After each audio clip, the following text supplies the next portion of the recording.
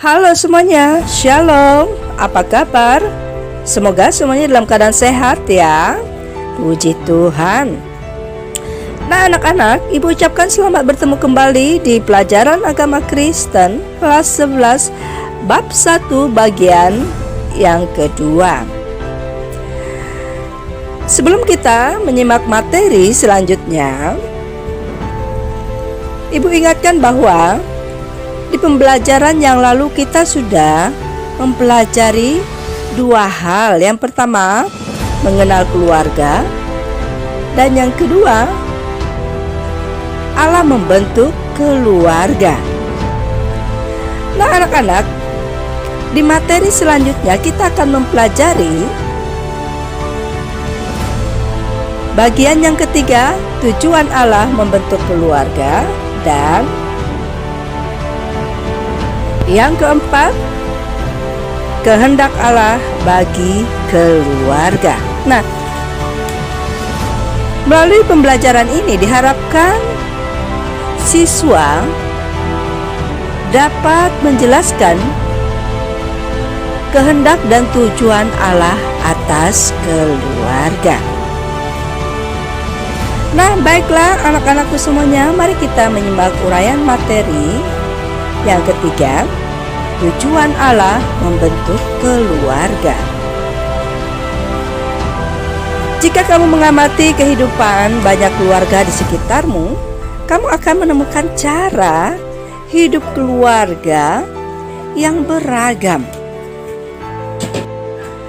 Semua itu ditentukan oleh cara pandangnya terhadap keberadaan dan tujuan hidup keluarganya masing-masing. Bahkan tidak jarang ditemukan keluarga yang anggota keluarganya mengusahakan hidupnya masing-masing. Anak tidak peduli terhadap orang tua, dan orang tua membiarkan anak hidup dengan caranya sendiri. Nah, ini bukan tujuan Allah membentuk keluarga. Allah membentuk dan memberkati keluarga dengan maksud memenuhi kehidupannya dengan rahmat dan keselamatan. Manusia membangun keluarga supaya hidup bahagia.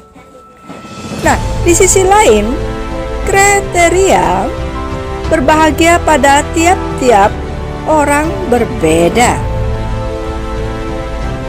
Namun, tujuan Allah membentuk keluarga bukan hanya tentang kebahagiaan saat ini, melainkan juga membangun iman kepada Kristus, melaksanakan misi Allah, dan menerima keselamatan.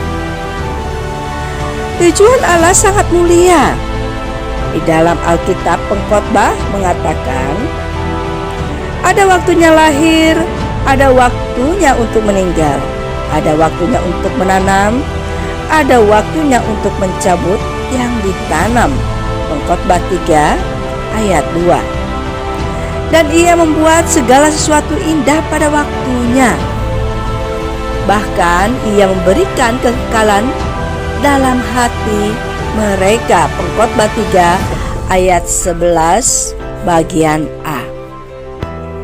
Segala sesuatu dalam hidup manusia tidak terlepas dari kuasa dan kehendak Allah.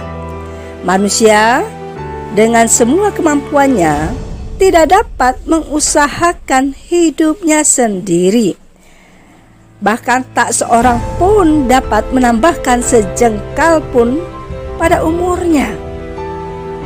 Nah anak-anak, keluarga adalah lembaga pertama dan tertua di dunia yang dibentuk dan diberkati Allah sendiri. Allah yang menghendaki agar Adam hidup berdampingan dengan seorang penolong yang sepadan dengannya. Keluaran 2 ayat 18.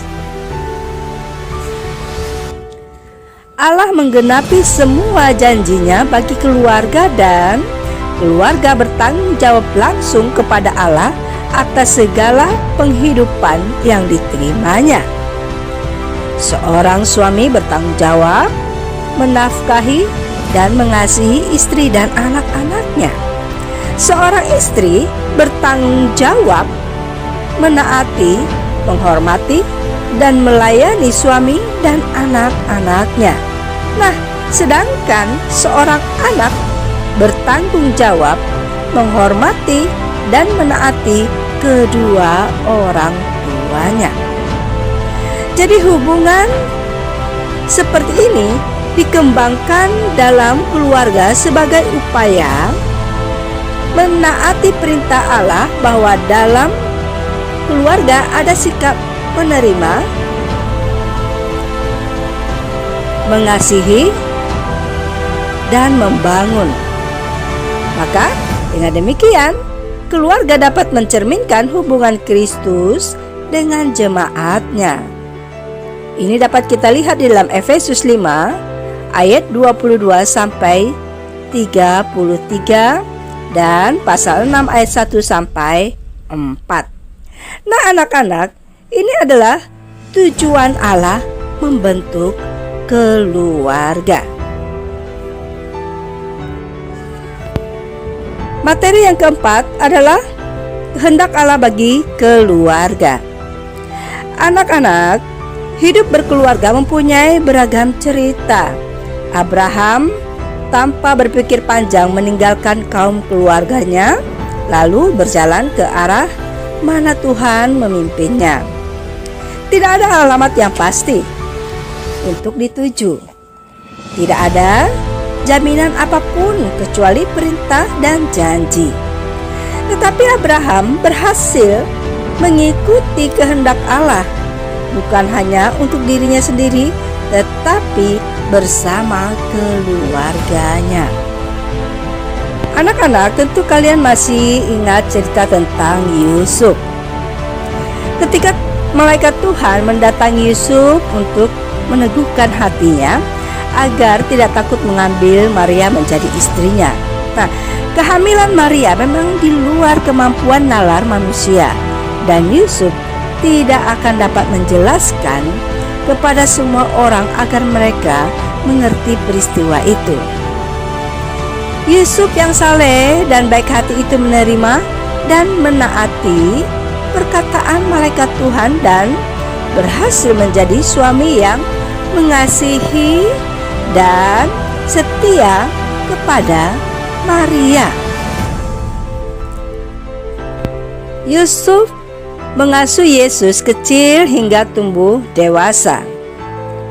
Namun Alkitab tidak pernah mencatat kemelut yang dihadapi Yusuf ketika Yesus harus mengalami penderitaan di kayu salib. Sementara Maria yang pernah mengandungnya hanya dapat menyimpan semuanya dalam hatinya.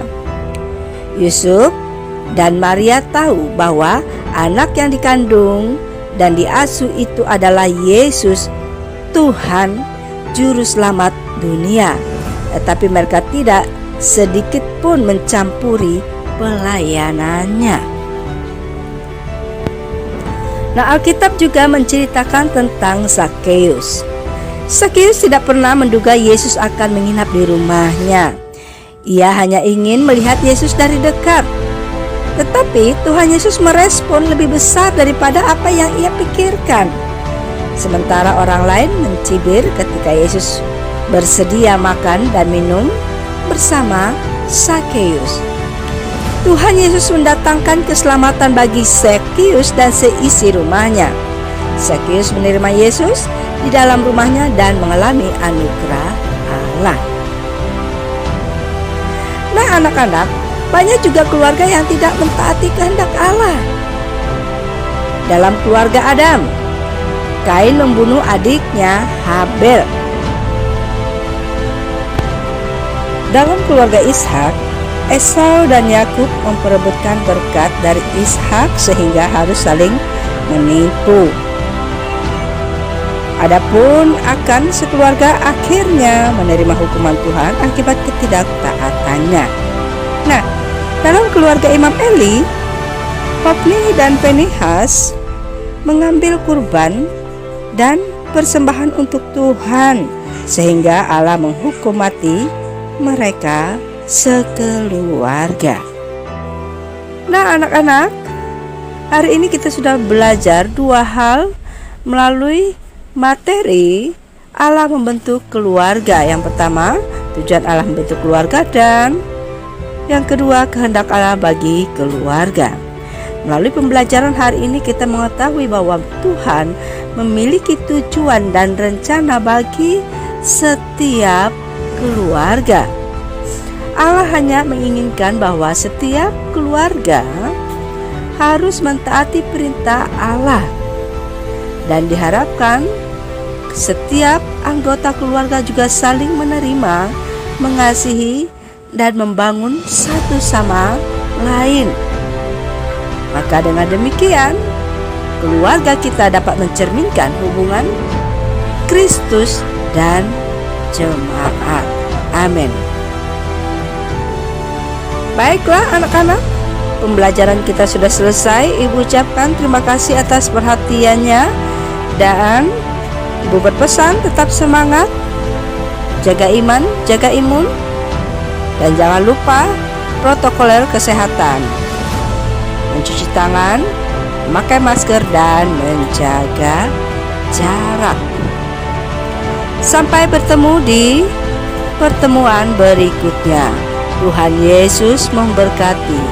Shalom.